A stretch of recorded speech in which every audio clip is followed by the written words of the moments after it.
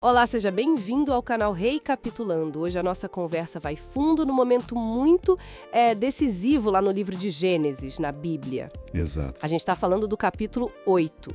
É o capítulo que narra o fim do grande dilúvio, sabe? E o recomeço de tudo na Terra. Um ponto de virada fundamental, sem dúvida.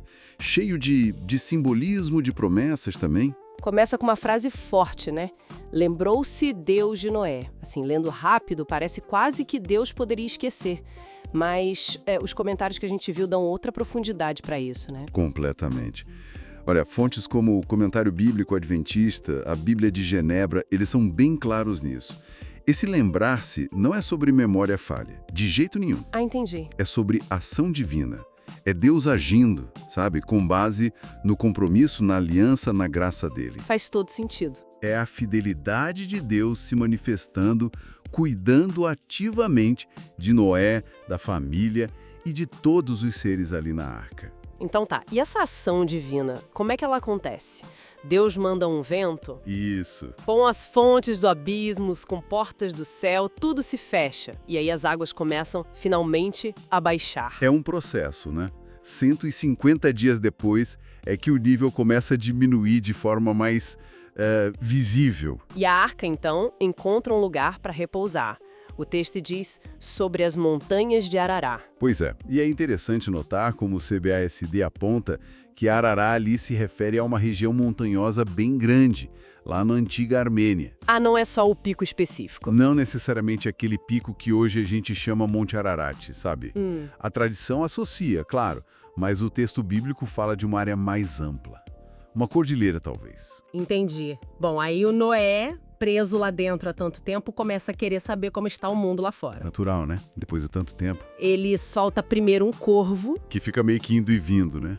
O corvo tem essa característica. Sim. Depois ele tenta com uma pomba. Essa parte da pomba, nossa, sempre achei cheia de detalhes significativos. Sim, a sequência é muito rica. A pomba volta na primeira vez, não achou lugar seco para pousar. Certo. 7 dias depois, Noé manda ela de novo, e aí no fim da tarde ela retorna. E o detalhe, com uma folha nova de oliveira no bico. Nova. Isso é importante, né? Muito. Alguns comentários sobre o hebraico original sugerem que a palavra usada indica que era recém-colhida. Ou seja, não era só um galho qualquer boiando por aí. Era sinal de que a vegetação estava brotando de novo, vida ressurgindo. Que maravilha. E depois de mais 7 dias? Ele solta a pomba e ela não volta mais. Era a confirmação final. A terra estava pronta para ser habitada de novo. E mesmo assim, né? Mesmo com essa confirmação, vendo que a terra estava seca, Noé não sai correndo da arca. Não, ele espera. Ele espera a ordem direta de Deus. Que paciência, que confiança depois de mais de um ano ali confinado. Fico pensando, era medo ou era pura fé? Olha, a interpretação mais comum nos comentários é que foi profunda fé e submissão mesmo. Ele entrou na arca por ordem divina. Ele esperou a mesma ordem para sair. Essa paciência é uma característica forte de Noé.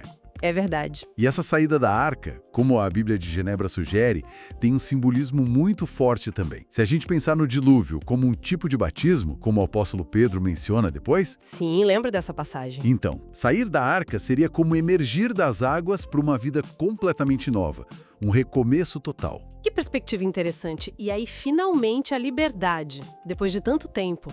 Mas o que marca esse momento não é sair explorando tudo. Não mesmo. É um ato de gratidão, né? A primeira coisa que Noé faz em terra firme é construir um altar. Exatamente. Um altar para oferecer holocaustos a Deus. E ele usa animais e aves considerados limpos. Ah, então essa distinção entre limpo e impuro já existia ali. Tudo indica que sim, de alguma forma. O holocausto, que era esse sacrifício totalmente queimado, simbolizava entrega total, gratidão, um reconhecimento pela salvação divina. A Andrews Study Bible até reforça isso, que só os animais limpos serviam para esse tipo de oferta sagrada. E o texto continua dizendo que o Senhor aspirou o suave cheiro. É uma imagem curiosa. Como a gente entende isso? É uma linguagem antropomórfica, claro. Descreve a aceitação e o prazer de Deus, não com o cheiro literal da fumaça, óbvio. Certo, mas com a atitude de fé, de gratidão que o sacrifício de Noé representava. O cheiro suave está ligado à aceitação divina daquela adoração sincera. Entendi. E tem um detalhe fascinante no hebraico, quase um jogo de palavras poético, que a Bíblia de Genebra menciona. A expressão para cheiro suave, Reiash Nishua, tem uma sonoridade parecida com o nome de Noé, Noah. Nossa, que interessante. É como se a própria língua reforçasse. Deus aceitou a devoção daquele homem cujo nome significava descanso ou consolo. Uau! E a resposta de Deus para esse ato de adoração é uma promessa muito profunda, né? Feita no coração dele mesmo. Sim, ele promete nunca mais amaldiçoar a terra com um dilúvio por causa da humanidade. E isso mesmo reconhecendo que a inclinação do coração humano continua sendo má desde a juventude. Quer dizer, Deus não espera que o ser humano mude magicamente depois do dilúvio. Exato. E isso é crucial para entender o resto de Gênesis e da Bíblia toda. Existe essa tensão. O pecado humano persiste, mas a graça e o plano de Deus também são constantes. A promessa não se baseia na bondade humana, então? Não. Baseia-se na decisão graciosa de Deus e na aceitação do sacrifício. Em vez de outra destruição total, Deus estabelece a regularidade da natureza. Ah, os ciclos, né? Isso. Plantio e colheita, frio e calor, verão e inverno, dia e noite.